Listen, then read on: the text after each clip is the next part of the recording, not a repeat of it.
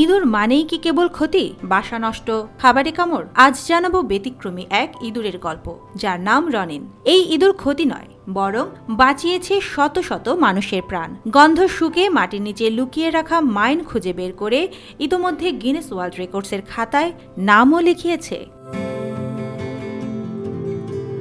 দক্ষিণ পূর্ব এশিয়ার কম্বোডিয়ার মাটির নিচে এখনও লুকিয়ে আছে লক্ষাধিক মাইন। ভিয়েতনাম যুদ্ধ থেকে শুরু করে স্থানীয় সংঘাত, সবকিছু মিলিয়ে এখানকার জমি যেন এক অদৃশ্য মৃত্যুকূপ। এই মৃত্যুকূপে হাল ধরেছে রনিন নামের এই বিশেষ প্রশিক্ষিত ইঁদুর।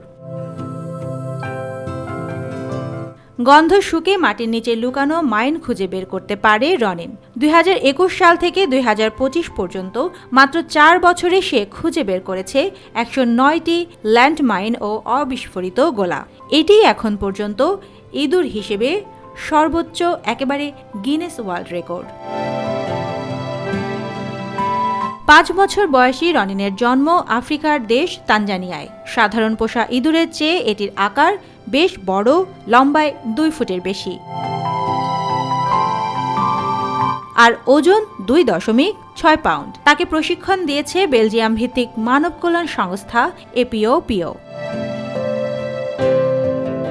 তারা এখন পর্যন্ত শতাধিক ইঁদুরকে এমন প্রশিক্ষণ দিয়েছে। তাদের মতে একটি ইঁদুর মাত্র 30 মিনিটে একটি টেনিস কোর্ট আকারের এলাকা স্ক্যান করতে পারে, যেখানে ধাতব ডিটেক্টরের লাগে 4 দিন। রনিনের আগেও এমন এক হিরো ছিল মাগাওয়া। সে খুঁজে পেয়েছিল 71টি মাইন এবং 38টি অবিস্ফোরিত গোলা। ওই ইঁদুরকেও প্রশিক্ষণ দিয়েছিল এপিও। 2022 সালের জানুয়ারিতে ইঁদুরটির স্বাভাবিক মৃত্যু হয়। রনিন মূলত কাজ করছে প্রেয়াহ ভিগিয়ার প্রদেশে, যেখানে এখনও রয়েছে বিশ্বের সবচেয়ে বিপজ্জনক মাইনফিল্ড। 20 শতকে কয়েক দশক ধরে চলা সংঘাতের পর এখনও প্রদেশটির মাটির নিচে বিশ্বের সবচেয়ে বেশি স্থল মাইন রয়ে গেছে। এছাড়া ভিয়েতনাম যুদ্ধের সময় এই অঞ্চলে ব্যাপক গোলাবর্ষণ করেছিল যুক্তরাষ্ট্র। ওই গোলার অনেকগুলো এখনও অবিস্ফোরিত অবস্থায় সেখানে পাওয়া যায়। এপিওর হিসেবে কম্বোডিয়ার মাটির নিচে এখনও 40 থেকে 60 লাখ অবিস্ফোরিত মাইন লুকিয়ে আছে।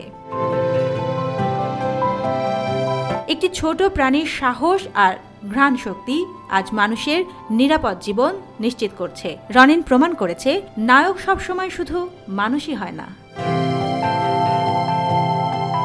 সুবর্ণা মেহজাবিন, দেশকাল নিউজ।